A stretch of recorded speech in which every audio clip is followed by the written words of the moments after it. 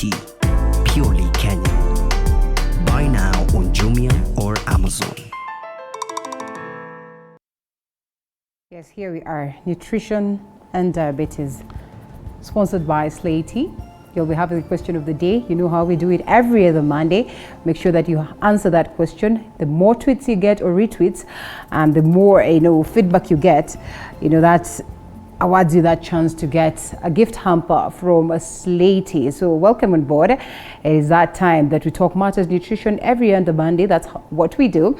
And today we focus on nutrition and diabetes. It's pretty much important that we get to understand this on the aspect of portioning, on the aspect of getting the right meals. And I think it's a conversation that is worth doing. Sometimes you might listen to us say, nutrition and diabetes and tend to assume that, this is just for the diabetics. No, it is something that is technically applicable across. So when you sit down to listen into this conversation, trust you me, you will get out of this place having carried something that will be helpful to you. This morning, we talked about the fact that we could be knowing it, but it's important that we constantly remind ourselves of these crucial, important things that we need to focus on. So welcome on board once again. It's pretty much important that you're part and parcel of the conversation. #Morning Cafe @Linda_Alela. Keep answering the question that will be dropped on our social media platforms, and you get to win yourself a gift hamper from Slay Tea. So joining me for this particular conversation is Beth Mutahi, who's a nutritionist. Good to have you this morning. Thank you. You well? I'm well. And yes, we are all eagerly waiting to learn from you. And of course, we start at that particular point. What's the importance of the conversation today, nutrition and diabetes? It's so important for us to learn how these people, for we live with these diabetic people in our homes, in the society, for us to help them manage the disease without any complication, and also prevent the prevailing of complications. Yes. All right. Well, this is very important, like you rightfully put it, because like I said, I think I started by saying that most of the people listen to this and they think, okay, well, this is none of my business. I'm not a diabetic and all that.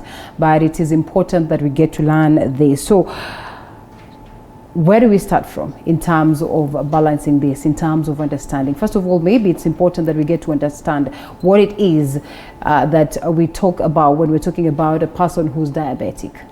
Okay, thank you. A diabetic person is a person who cannot control the glucose levels in the blood.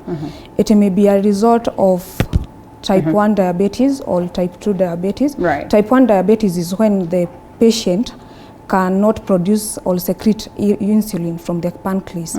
So, and the insulin is the one responsible for controlling the blood glucose. Type 2 diabetes, one does not act from the insulin secreted. Yeah. So these patients have elevated blood glucose levels in the blood. For one to be considered you have higher blood glucose levels, it's in a test done in the lab. Like your glucose levels are above 7.8 to 11.0 millimoles per liters, that is pre-diabetic. And after 11.0 to upwards, you are diabetic. Yeah. If at all you are fasting, it's in fasting, you have not taken anything, and that's when the test is done. It's supposed to be between 4.0 to 5.6. Those are the normal ranges. Yes. All right, so let's briefly talk about the diabetes diet. What does it incorporate? What's it all about? And is this then that aspect where we talk about that it's important you incorporate proper nutrition within? Yes, this is the most important part about diabetes. As much as there is medications, diet works hand in hand with medication. Without adhering to one, you will have some problems. So the diabetic diet, I'll use this plate. Yeah. It focuses on portioning and timing of foods. All right. That is only what it's all about. Okay. Portioning and timing of foods. And types of foods? Types of food, it entails the kind of foods that you are to choose, but there is no specific food for a diabetes person. Okay. It's just about portioning and timing. So in these cases where we are being told that you're not supposed to take sugar when you're a diabetic, is it true? It depends with what is that kind of food. For instance, there is this saying like you are not supposed to take the white rice. Yes. That is not correct. All right. Because there is a situation where this patient cannot afford the brown rice, or Right. it's not even available. All right. This patient needs the glucose also for the body system to function. Yeah. So the only food that are limited to a diabetic are the only sugary products, refined products, and alcohol intake. You are not supposed to take those ones. Right. But for the rest, use this plate. Okay. This side, it's for the vegetables. The plate is divided into 3. The vegetables, protein, and starch. Okay. When we say the vegetables, this includes all sorts of vegetables that are available. May it be kienyeji, cabbages, broccoli, cauliflower. They need to be half of the plate. Yes. Then there is this other part, the quarter. We reduce the starch, which to go back a bit, the vegetables have low or no glucose. Yeah. The starch and the proteins are high in starch. So that is when digested, they produce glucose. So that's why we reduce them into quarter. So this quarter, 1 quarter for the carbohydrates. This can be white rice, this can be chapati, this can be ugali, this can be your potatoes, anything that is available. Yes. But now what the patient needs to note while preparing this kind of food for this patient, you are supposed to note you are not supposed to mix 2 types of carbohydrates. For instance, like cooking rice with potatoes at the same time. Okay. It's supposed to be 1 at a time. We get it? Why? While you mix them, while they are 2, you will have a double portion. Okay. In as much as maybe the portion will just be that quarter? Yes, it will be double. All right. So in most cases, focus on having 1 carbohydrate at a time. Okay. So, and what about the vegetables? Can you mix the vegetables? The vegetables you can mix. Yes, because you probably need them in plenty. Yes, you need them in plenty, and they will give you even the more satiety. You won't be feeling hungry. Okay. So for the part of the proteins, this applies for both animal proteins and the plant-based proteins. The plant-based proteins, while you look at them, they have starch. For instance, the beans, the dengus, the lentils, they have the starch. So that's why also they are reduced. The animal protein, including milk have lactose, which is a glucose. There is meats. They also have saturated fats, which are even not good for this kind of patient. So that's why we have the quarter part. A scenario where you can have maybe beef or maybe your grains there and a glass of milk. Is that beef? Okay. Say I'm talking about the proteins, the proteins that are cooked and you eat. So say it's a portion of beef or a portion of beans, and you also have a glass of milk. Is that okay? No. It is not okay. It's not okay because you have 2 proteins now at that time. All right. It's 1 at a time. The only one that you are supposed to mix is the vegetables. The proteins 1 at a time. If at all, it's like beans, a scoop. You see the serving spoon? A scoop is enough. That is the portion. Okay. For the rice, a scoop is enough. If at all, it's milk, 250 ml for that particular day. Yes. All right. Let's talk about the kids. The ages. Yes. Is there a difference in that case? Because I can imagine, maybe it's a young baby who's just been diagnosed with diabetes, and we're talking about portions. Do we then have the same portions for them, or what do we do? How do we balance that for all groups? We have the same portion. For kids, not they are growing. Yes. We only add a little bit. Here, you see, like this plate, we can do that way. That way. Okay. So we add a little bit to cater for the growth and development of this baby. All right. But the larger part will still remain for the vegetables. Okay. Yes. All right. And that also applies for those who are malnourished. There are those who are underweight and they are diabetic. Yeah. Yes. Okay.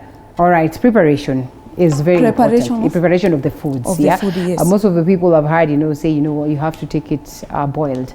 Sometimes it's not very sweet, but you're being told, well, because you're diabetic, it's boil 3/4 of the time.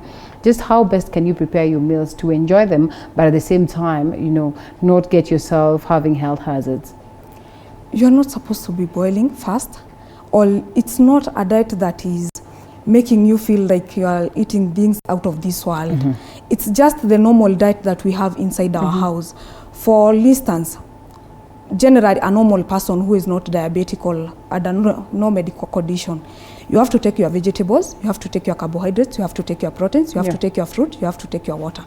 And that's also for diabetics. Yeah. So it's not a special diet that while preparing meals you have to prepare 2 times. No. Okay. It's just for the vegetables you can fry, for the carbohydrates. The only thing that you're supposed to consider while preparing this food, you're not supposed to be adding a lot of salt, for you'll be exposing this person to hypertension and other cardiovascular related diseases. Okay. Also the fats, you are supposed to reduce. If at all it's the meat, you are supposed to be trimming them, of which applies to everyone. Yes. It is necessary for your own health. For your health. Okay, well, an overview. What would be the best foods for a person with diabetes to have? And I know you've said that it's okay, you're allowed to eat everything, different, apart from the few groups that you've talked about.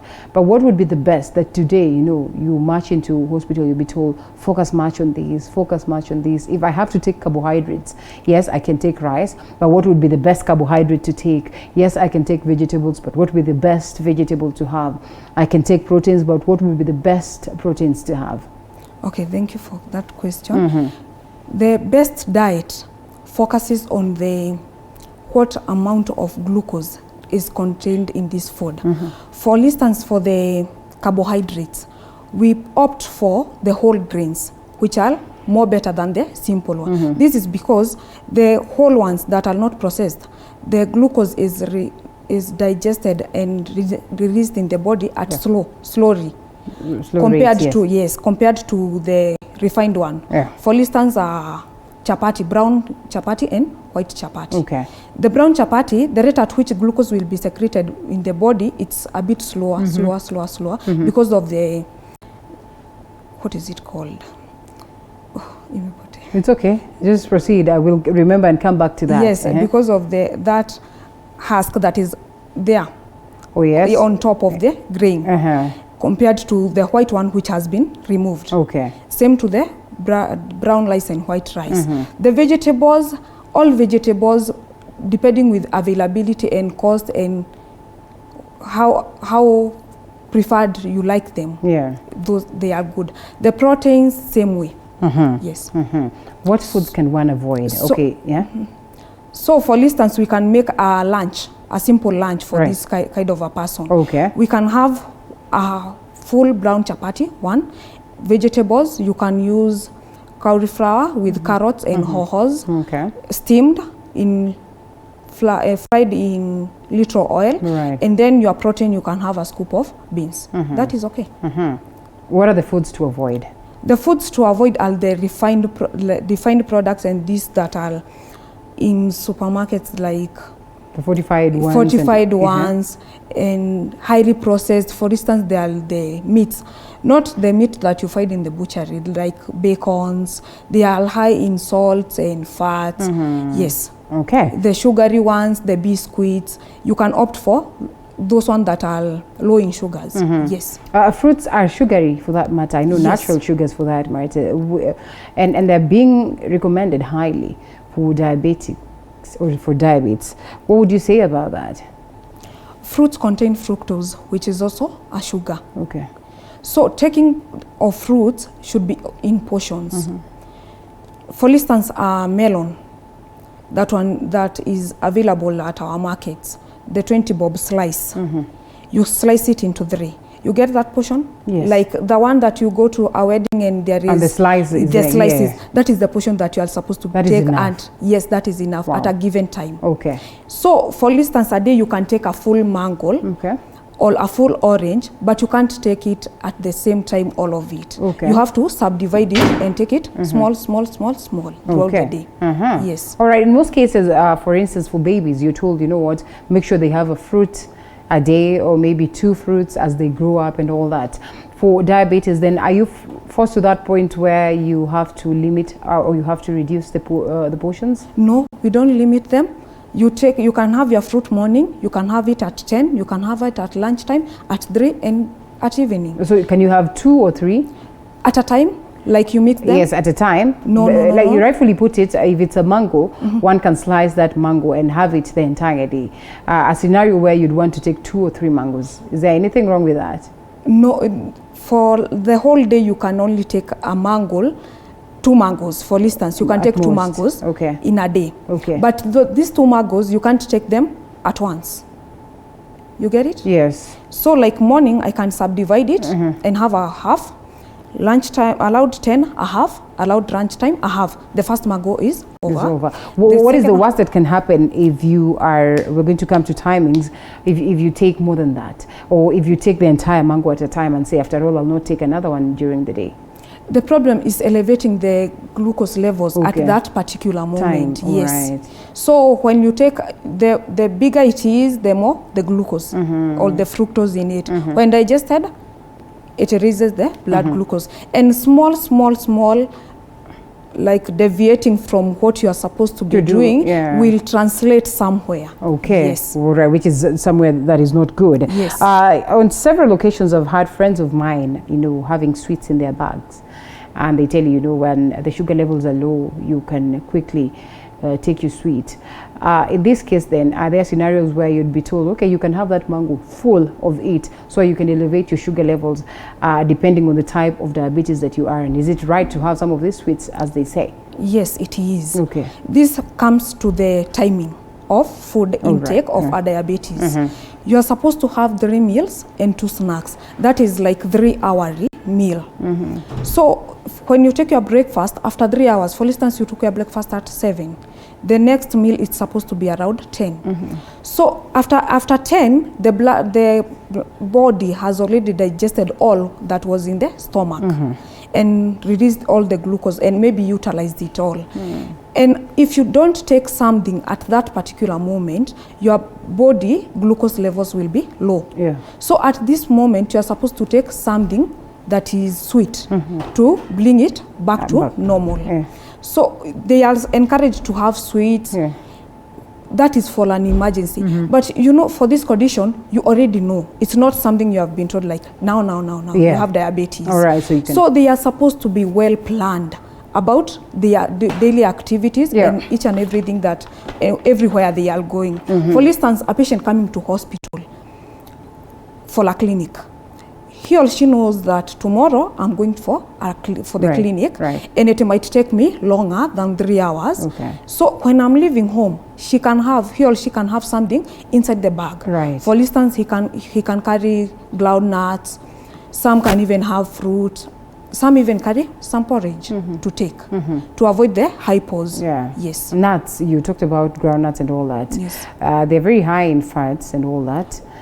Is it advisable for a person with diabetes to constantly have them? The groundnuts that I am meaning at this point, you buy them, the raw ones, and cook in low fat. Not this one that are sold in supermarkets with high fats and a lot of salt in them. Okay, so and that, the reason why I said in generally the nuts. Yes, they are okay. They're okay. Yes. One can take the nuts comfortably. Yes. Okay. Give us a proper outline of the timelines for diabetes to have their foods. Their foods. Yes, time, because we said right from the word go, it's about how you portion and the timings. So take us through what would be appropriate on a normal day. On a normal day. Yes. So for that particular, for a normal day in your activities, maybe at work, at school, or wherever you are, at church, this patient can have the first meal at around 7. Yeah. That is breakfast. And then the next one at around 11 or 10, 10:30 to 11. Then lunchtime at around 1. And then at around 3:30, there is another one. And supper. And that's enough. Those are 5 meals. Yes. All right. And then in between, we remember to do our water. Okay. Yes. Are there scenarios where one would be forced to wake up in the middle of the night to have their meals or have something? At times, some feel a little bit more hungry at night. For that time, they can have a snack. Yes, at night. All right. Medical nutrition therapy. It's very important that we take, people through that.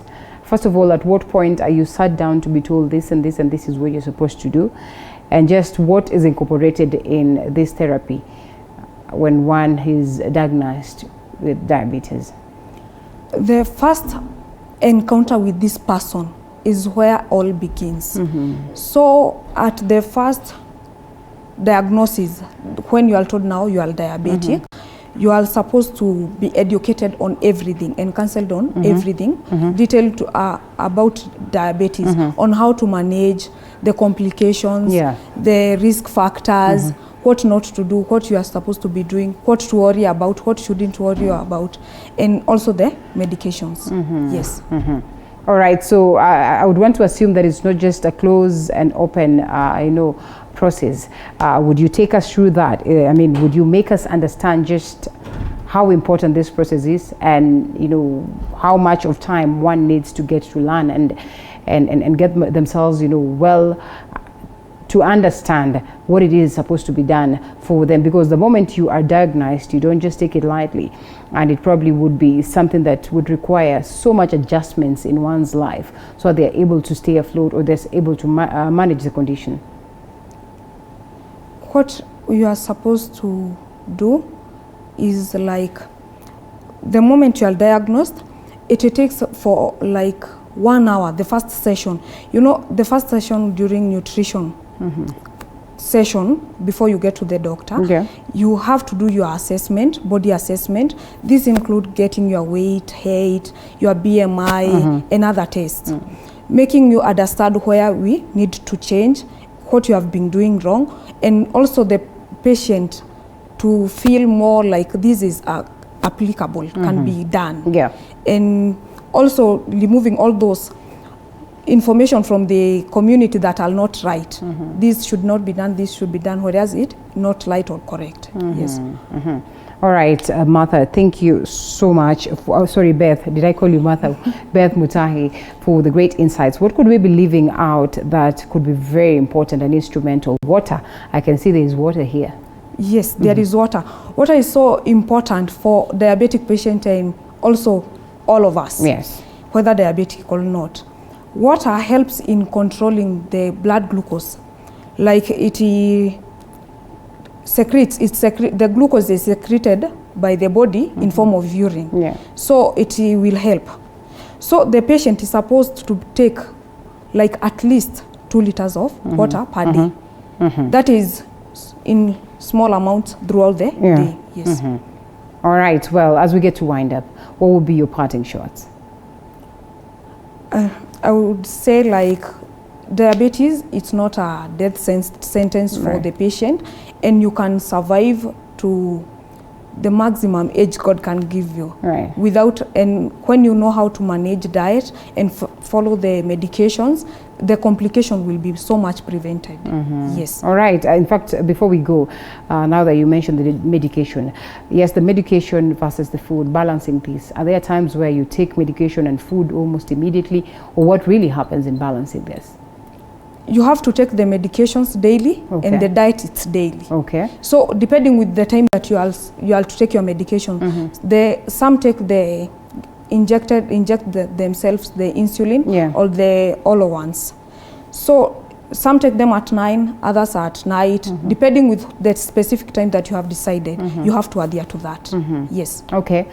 Thank you so much, Beth. It was great having you this morning. Thank you. I think that's where we're going to wind up this segment. It was good having you also. Thank you so much for your feedback, as we look forward to see you again tomorrow. It's going to be a very engaging and interactive and also interesting week. So make sure that you always tune in to TV47's Morning Cafe every morning from Monday to Friday. We always have it, lots and lots of stuff. And you can always tell us what it is that you'd want us to touch on, especially on the lifestyle segment.